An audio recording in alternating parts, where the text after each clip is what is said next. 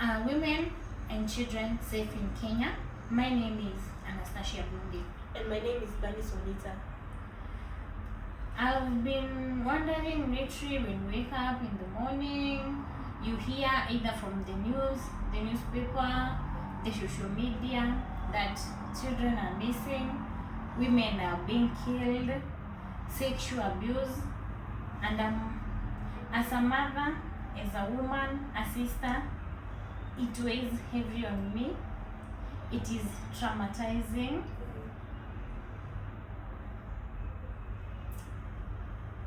I don't have the words because it's very, very painful for me as a woman.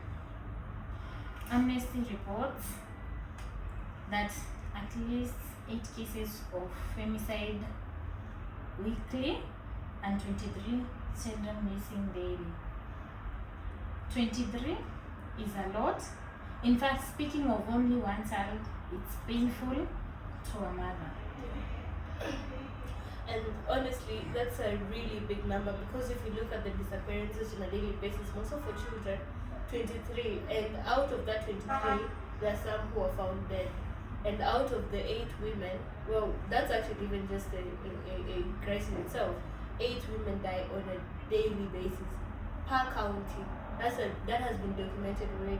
And there's this, well, of course there are measures that are set, but I would really like to refer to the technical working group by Baraza. She set some deliberation that I really think is very important for us to discuss on, and we should really make a follow-up on how it's being presented in the government, if it's going to really be seen through or not. And we're also going to look at amnesty and its interventions in these cases. So according to the technical working group by Baraza, we got to find that femicide is not really known, or is not really pronounced in the penal code. It's really like it's part of a murder, and I don't think if you categorize it as murder, it will really raise as much awareness to prevent it as much. Because if we take a case of South Africa cases are quite small on that issue. That's because, number one, they have declared that femicide is a national crisis. They have also set a fund, the National Gender-Based Violence and Femicide Fund, so that it can be able to mitigate these issues timely. And it has also made it known as a separate crime. Like, femicide is not known in their penal code as murder, but it's strictly known as femicide. And when it has also been declared as a national crisis, the government and the Response Act are really on the case, because now they know that this and this is making a very big issue. Like, it's a very big issue in the country, and they're addressing it timely. So if Kenya could adopt such measures, I think it would really go a long way for us to tackle these issues. What do you think?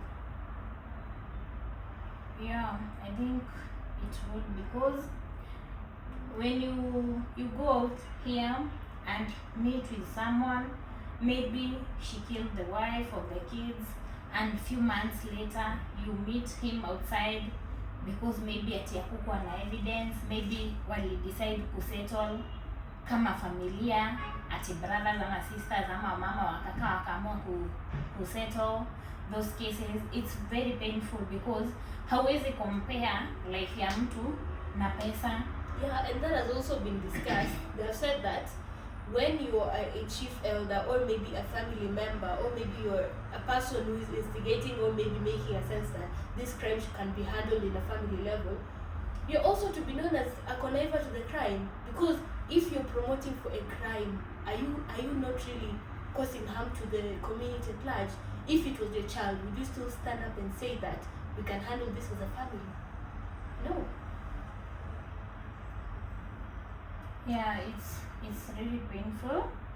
I think the perpetrators should be brought to book, and if maybe sometimes you find out that someone killed himself and killed the children and the wife also, at least I think we should also raise public awareness through either social media or diverse, maybe having a seminar or something, so that people can can feel the weight it causes to a family. We are losing people every day, our sisters, our children. It's very painful. Maybe we should try, us also, other people, we should raise it so that people may isikae kama kawaida ati mtu akiua mtu ni hivyo tu, nothing is done to him. Because I mean, when you meet that person out there, hata wewe ukiwa kama mtu inakuuma, ni venye tu uwezi take laws ama action into your own hands, but it's not fair. Yeah, and you see, that is why the state should take it upon themselves to literally take over these cases. Because a lawyer can come, maybe a family is not able to really pay a lawyer to represent them well. They will end up either losing, or maybe the lawyer ends up being paid.